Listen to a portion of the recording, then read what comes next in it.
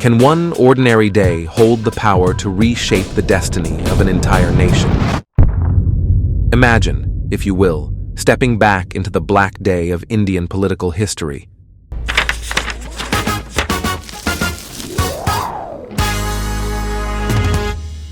Precisely to the day that not only altered the course of India's future, but left a permanent mark on the hearts of its people. This is the story of the tragic end of the leader of the nation, Indira Gandhi.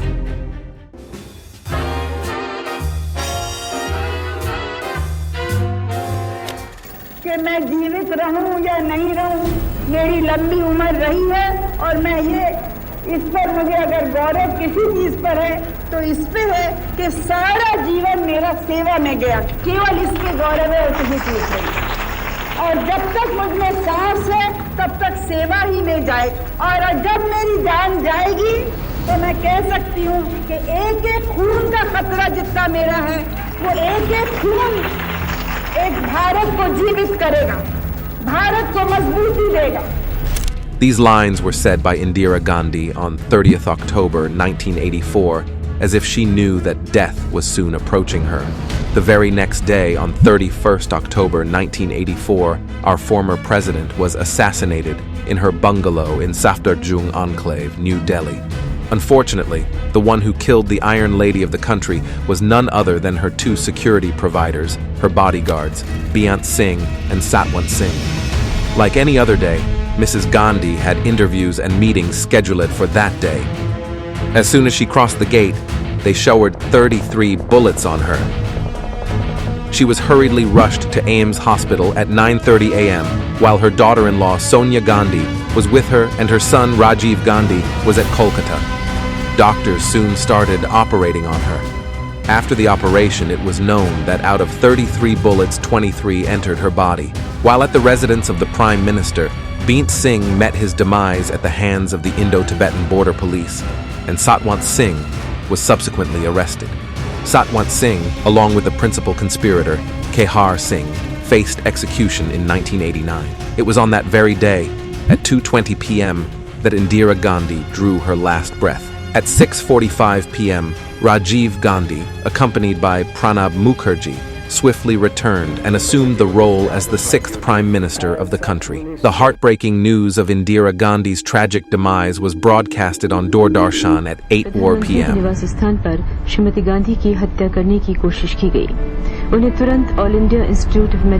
By midnight, widespread riots erupted throughout the country, mainly in Delhi. By the next day, the whole of Delhi was under riots, and more than 3,000 Sikhs lost their lives.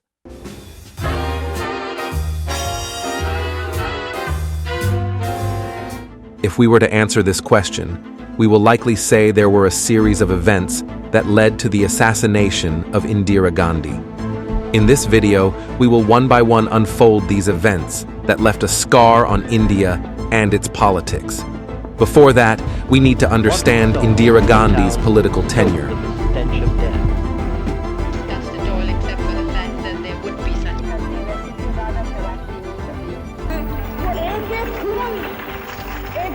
After independence, the main challenge in front of Jawaharlal Nehru was to forge a united India, which was divided on the basis of religious and ethnic factions. The same set of challenges were faced by his daughter, Indira Gandhi, who came into power in 1966. Her political career was like a roller coaster, high with 1971, Indo-Pak War, Green Revolution, and in a country of 1.8 and low with Operation Bluestar and emergency. She was criticized for her authoritarian policies, but her extensive social programs were appreciated.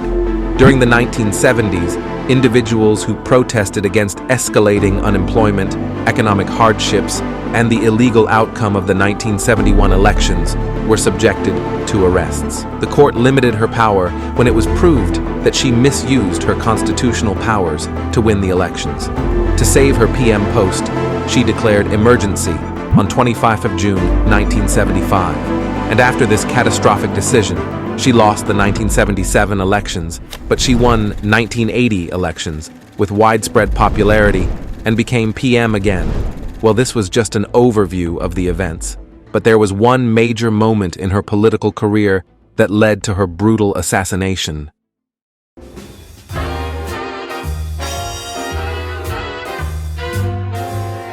Preceding the assassination of Indira Gandhi, a landscape of political and cultural struggles unfolded, primarily rooted in the dynamics of nationalism and religion. Notably, Sikh nationalism emerged as a significant force. Within Punjab, a faction of Sikh extremists articulated the demand for an independent Sikh nation. Their motivations sprang from a sense of being marginalized and underrepresented in front of Hindu majority in India.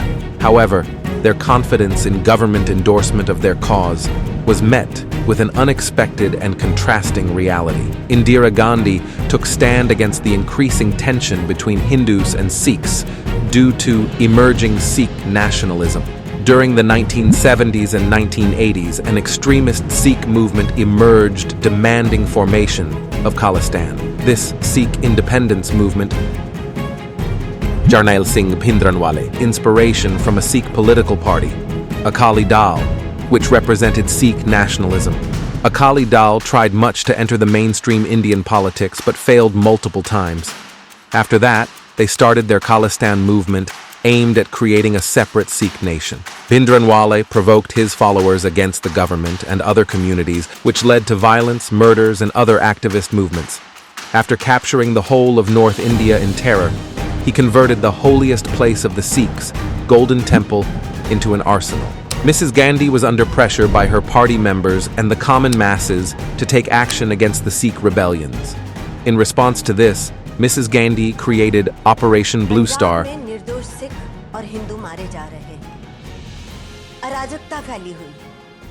to eliminate threats from the Golden Temple. Many people were against this operation, but Mrs. Gandhi was adamant on her decision, and on June 1, 1984, she ordered the Indian Army to raid the Golden Temple.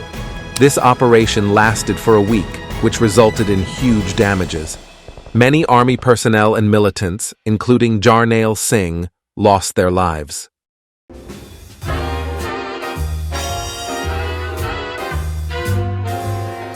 One faction justified this attack in the name of security, and others saw it as the attack on their religion from the Indian state. After this incident, riots increased significantly all over India. Indira Gandhi started receiving death threats, and chances of her being murdered were closing in. Interestingly, Beant Singh, who was her bodyguard, was supposed to get transferred, but Mrs. Gandhi canceled the transfer of Beant Singh based on the trust generated by his years of service. But the actual reason was she wanted to send a message to the masses that she still trusts the Sikh community and will not do any discrimination with them. Little did she know it would cost Mrs. Gandhi her life. Well, this was the mainstream factor in the assassination of Indira Gandhi, but there are many other theories as stated by different influential people. People believe that there were many leaders who were involved in this conspiracy from her own political party. Thakar Commission of Inquiry was set up under Justice Manharlal Pranlal.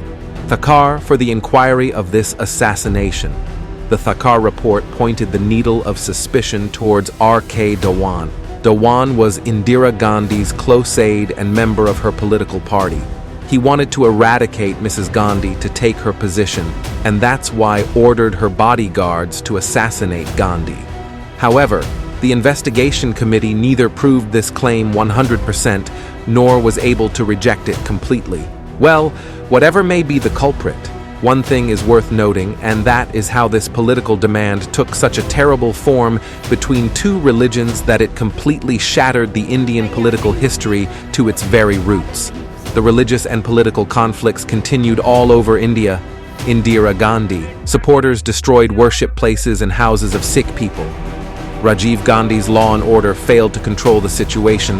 This led to more and more deaths of Sikhs, and the anti-Sikh hatred environment lasted for a decade. In December 2018, Supreme Court ordered life imprisonment for Sajjan Kumar and others who fueled these riots. As we reflect on this somber chapter in Indian history, it's a reminder that the decisions of leaders and the actions they take can have profound consequences. The assassination of Indira Gandhi wasn't just a loss for India, but an event that shaped the socio-political landscape. for years to come. In our next chapter, we'll delve into more such heart-wrenching assassinations of popular figures.